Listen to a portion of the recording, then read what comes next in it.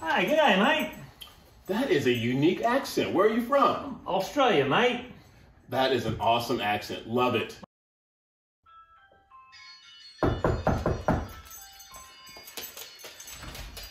Hello. Thank you for inviting me into your home. That is a really cool accent. Where are you from? You alright, bud? This California winter's been a little rough on you. You're looking a little pale. I know, man. I can't wait for summer. I'm usually not this white. Hey, Cedric, that's right. You just got back from Florida, huh? You're looking pretty dark. Good morning, world. Good morning. As you saw from our little skit, we're going to talk about microaggressions today. I was really offended. I knew I could tell you were. All right, stay tuned. I'm Cedric. And I'm Brian, and this is Cedric and Brian.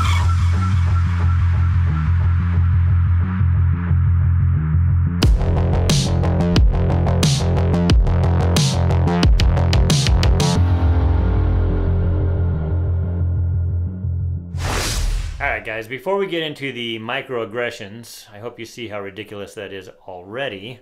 Prime Minister Trudeau is in a little bit of hot water because he basically called a Jewish woman a Nazi. I don't think he did that exactly. We'll get into it. But before we get to that, I think they're putting collard greens in the old Patriot Supply. Here we go with the microaggressions still. That'd be like me saying they're putting shepherd's pie. Oh, I think they are. And Jell-O molds. Either way, you gotta be prepared. Like Brian says, are you prepared? Do you have enough food, water, and other essentials to get you through tough times? If not, check out My Patriot Supply. They're the nation's #1 preparedness company, and they've served millions of American families just like yours.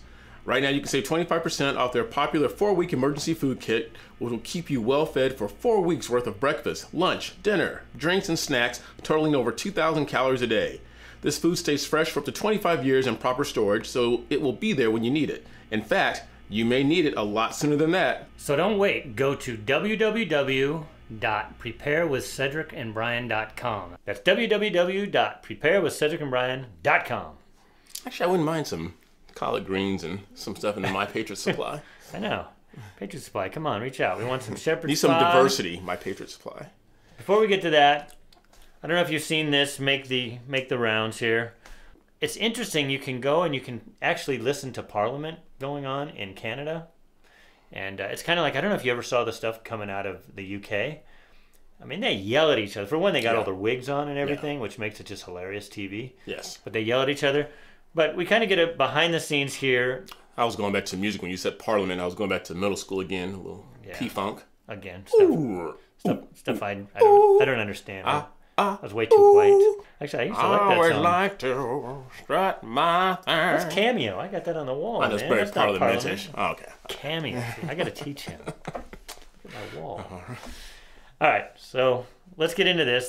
This was on. I found this on YouTube, because you can find everything on YouTube, including Cedric and Brian. Yes, don't know how much longer though. Check this out. Help out. Optimistic, hopeful vision for public life isn't a naive dream. It could be a powerful force for change. If Canadians are to trust their government needs to trust Canadians. Those are the words of the Prime Minister in 2015.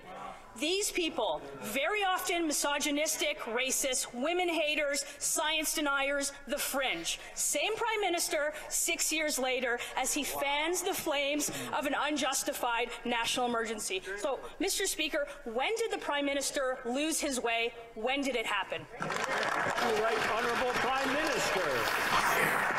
Mr. Speaker, Conservative Party members can stand with people who wave swastikas. They can stand with people who wave the Confederate flag. We will choose to stand with Canadians who deserve to be able to get to their jobs, who be able to get their lives back. These illegal protests need to stop, and they will, Mr. Speaker. Kind of reminds me of Jack Tripper from Three's Company. So I want you to see something. So he basically, Melissa Lantzman, I think it's Lantzman, right? She was on fire. I won't say. So Melissa, Lantzman. So if you look behind her, she's got a couple Sikhs, Indian Sikhs. There's a black woman sitting behind her.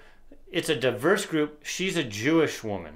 Prime Minister Trudeau then basically says, feel free to stand next to people with swastikas.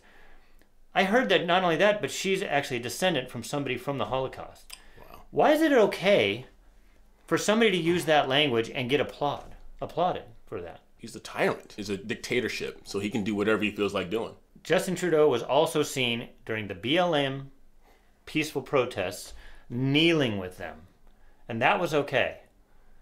When a Jewish member of parliament, I guess that they call it parliament there, I'm not sure if I'm right. When she comes out and she just happens to be a conservative, of course we know what happens to conservative in the West now, she's basically called a Nazi. So that's why I said at the beginning. He basically said you're standing with Nazis, and that is ridiculous.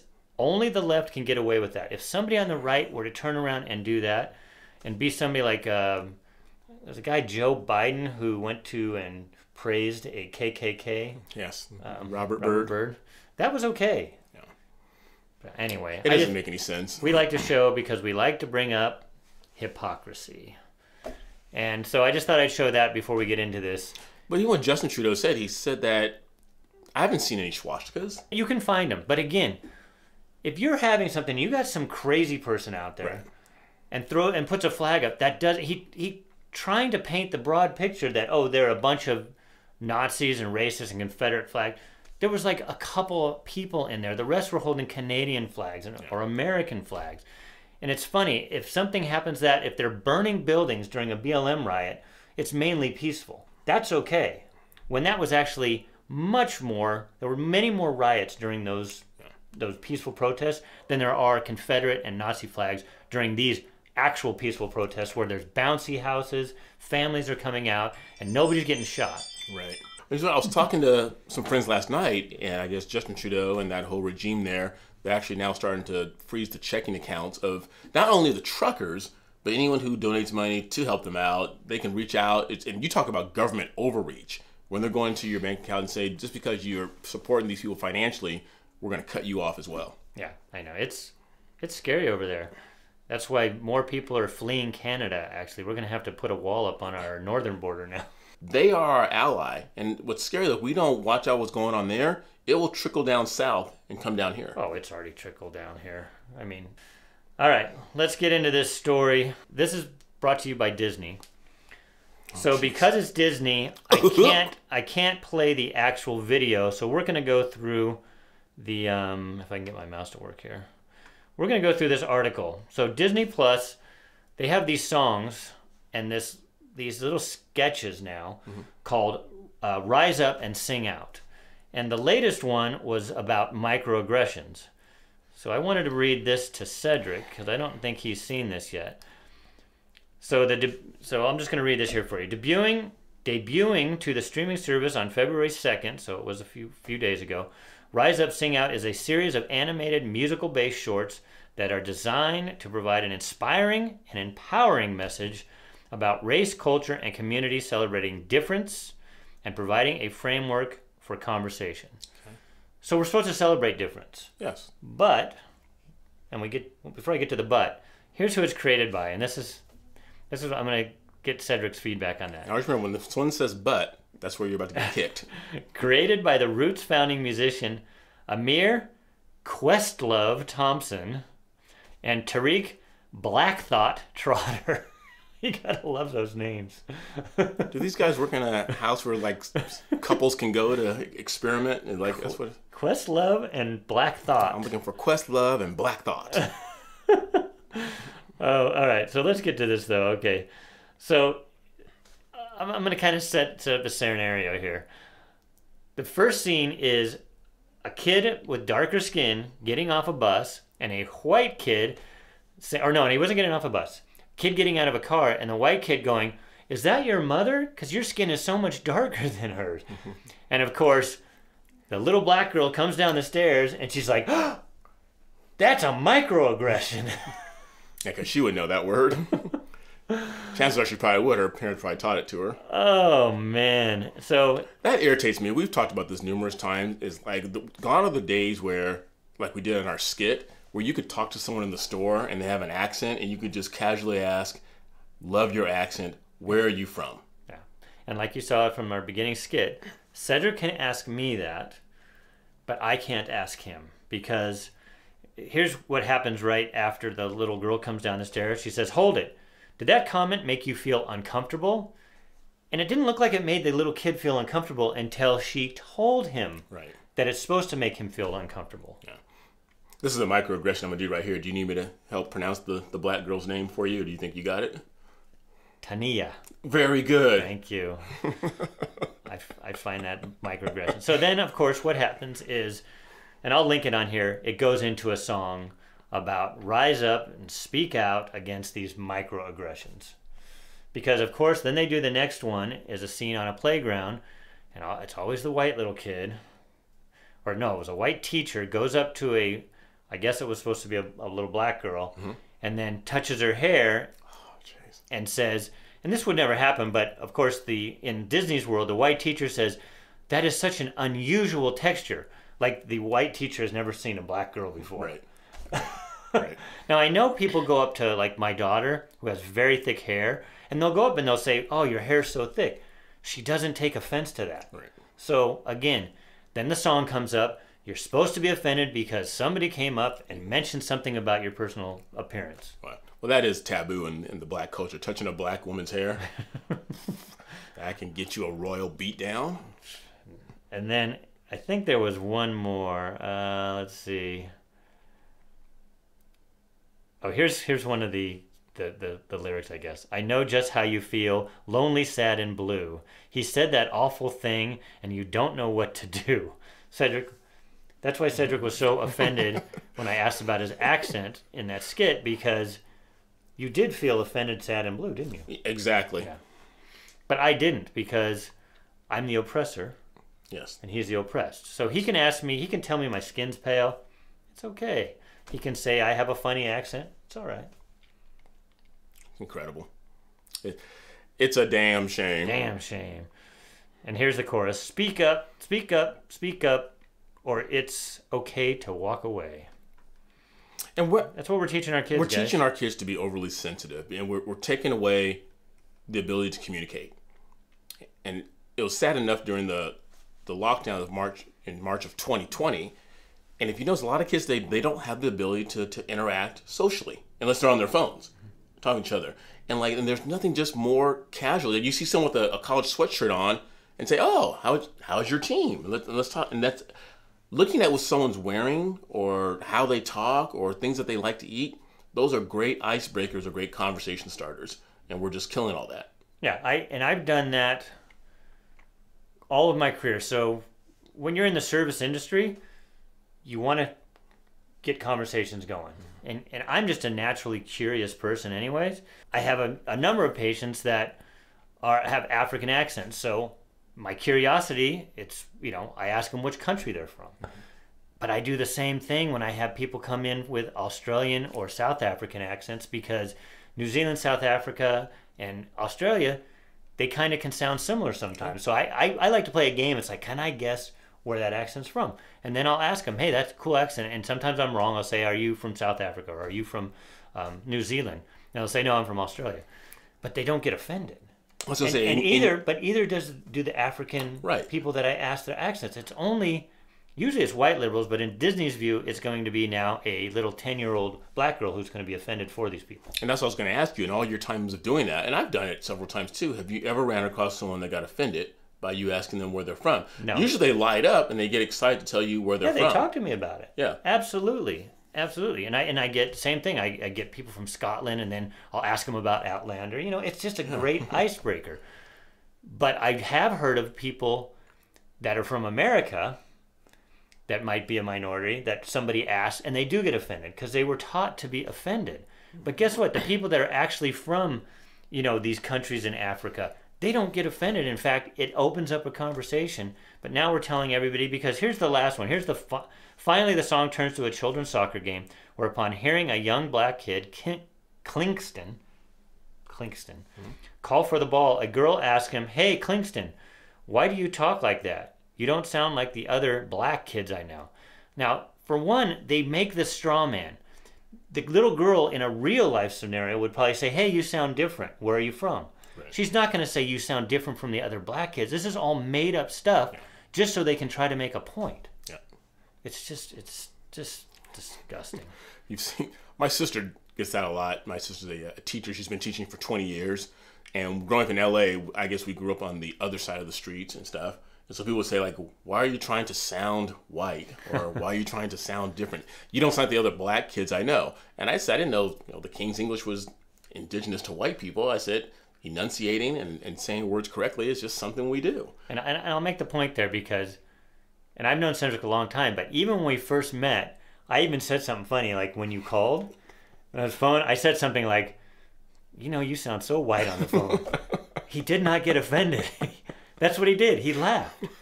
Why can't we laugh anymore? I don't know. I don't know if my friend Dana is watching. Dana, if you're watching, one of our favorite stories when I was coaching our daughter's soccer team when they were 5 years old. And she called me on the phone. I called all the parents and say, hi, this is Coach Benson. We're going to get together and practice on Wednesday. Make sure you're there. She walked up and down the field 5 times and passed our group every single time. Finally, she walked in and she goes, excuse me, I'm looking for Coach Benson. I said, I'm him. And she went, I said, yes, I know. This isn't basketball practice. I'm actually coaching the soccer team, but welcome. Come on in. And then, but of course, on the flip side of that, you will get from the black community, why are you trying to sound white? Yeah, you can't win. You can't win. It's like, and people just sound the way they are. Yeah. There's no such thing as sounding white or sounding black because now you're making everybody a monolith, like we talked about in our last video. Do you remember Car Wash, the movie? Yes, I do. For all of you, John Majunkin, I'm sure you remember this. The white guy in Car Wash. Hey, brothers, I'm here to unite with you. You couldn't do this today. Everybody laughed at it. Did you was laugh fun. at it? It was funny. I laughed. The most recent one was Jamie Kennedy and Malibu's Most Wanted. That was classic. Yeah. And again, nowadays that's culturally appropriating. There's all kinds of terms yet, and we always go back to this. White chicks. If you flip that the other way, good Lord, what would happen? Yes. A lot about where you grow up will determine your culture and how you act and what you eat and what you do. Right.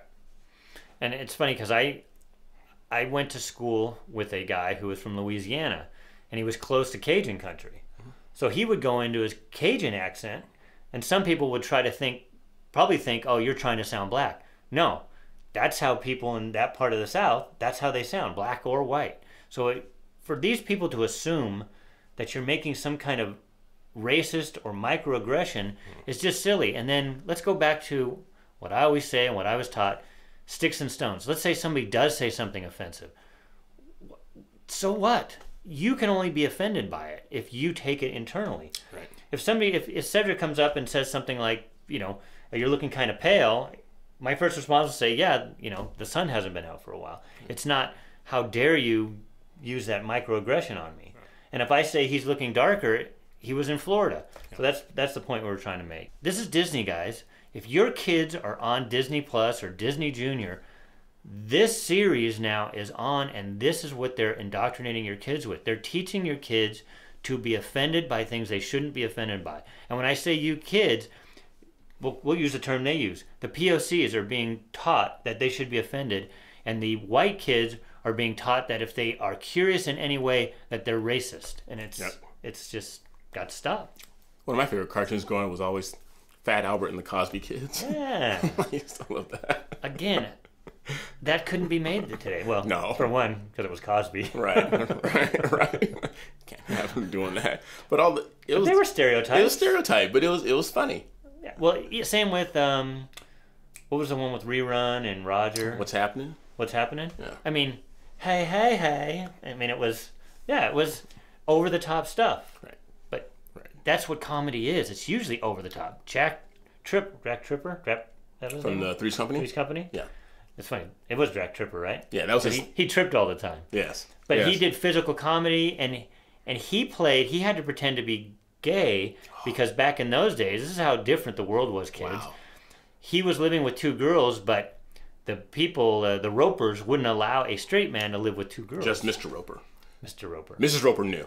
Oh yeah, that's right. She knew all along. She was okay with it. And so they played these jokes that had to do with, Jack acting gay, and it was okay back then. Are you going to subscribe now to Disney Plus just so you can watch this. I can't remember last time I watched a Disney movie, but I am going to. This is going to be released on Thursday, Friday. I am going to Disneyland on Saturday. I think it's the first time I've been to Disneyland in I don't know how many years. Not looking forward to it, but it's my girlfriend's birthday, and that's where she wants to go. Why is it okay that the new Snow White is being culturally appropriated by a Latinx now? I don't know, because she should be white. She should be Snow White. It's okay. Remember, just remember these, boys and girls. Oh, I can't say boys and girls. No, don't say boy. Dang it. Boys and girls, people. Here it is, people. You can appropriate white culture. You can't appropriate anything else. Just remember that, and you'll be safe in this new world order. And that includes you birthing people and men who are pregnant. Yes. In case we left anybody out. All right, that was good. Right. I enjoyed that. I do have a comment. Yep, let's do a comment. This is from, what was the show we just did? I think it was White Boys, Tom McDonald. So every now and then we have to read a comment that gives us a little pat on the back because we get beat up so much. But this is from Angel12 Boucher. Said, you guys are amazing. Love your realness. Thank you for being balanced humans. Dear God, we need more of that. And I think whether it's me or Brian or you out there, we just need people who are more balanced. We don't base things upon color or gender or anything else like that. You just be balanced and you like people because you like people no matter where they're from. And it's good to be curious, folks. And what we're teaching now is people to be afraid to ask questions. And if we can only ask questions within our own ethnicity, where's the melting pot?